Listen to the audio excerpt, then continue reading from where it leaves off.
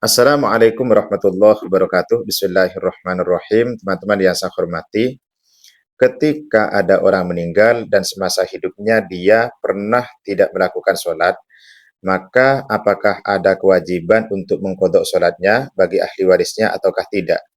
Atau kalau misalkan ahli waris ingin mengganti dengan membayar fidyah, itu boleh ataukah tidak?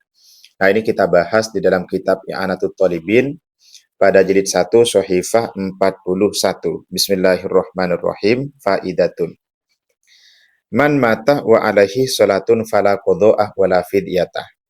Orang yang sudah meninggal sementara dia pernah tidak melakukan sholat, maka tidak ada kewajiban untuk qadha sekaligus tidak ada kewajiban membayar fidyah, membayar denda. Wa fi qaulin kajam'i mujtahidin annaha tuqdha anhu li khabaril Bukhari wa ghairihi.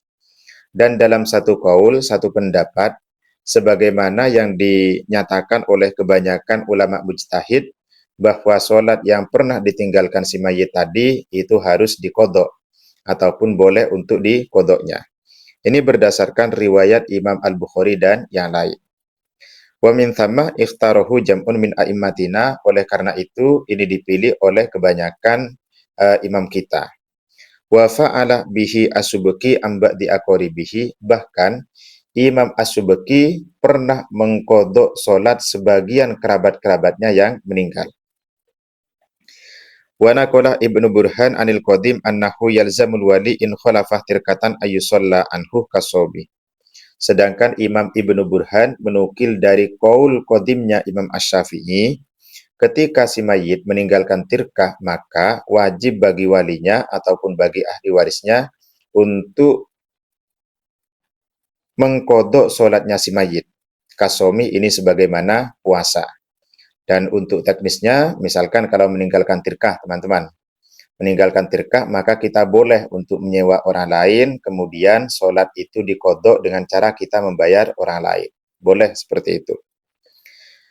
Wa fi wajhin alaihi katsiruna min ashabina. Dan dalam satu wajah, ini sebagaimana yang dipilih pula ataupun sebagaimana yang dijadikan pijakan oleh kebanyakan ashab kami, annahu yut'imu an kulli sholatin muddan, bahwa boleh bagi ahli waris untuk mengganti sholatnya dengan membayar fidyah, membayar denda 1 mud beras, yang ukuran 1 mud itu 6,7 ons.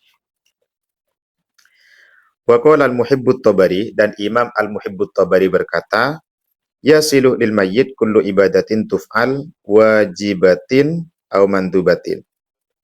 Sampai kepada si mayit setiap ibadah yang dilakukan, baik ibadah wajib ataupun ibadah sunnah. Jadi pahalanya ataupun status ibadahnya itu bisa sampai ataupun bermanfaat untuk si mayit. Wa fi syarhil mukhtar li muallifihi madhabu ahli sunnah wal jamaah, madhabu ahli sunnah anna lil insan ayyaj'ala thawaba amalihi wa salatihi li ghairihi wa yasiluhu.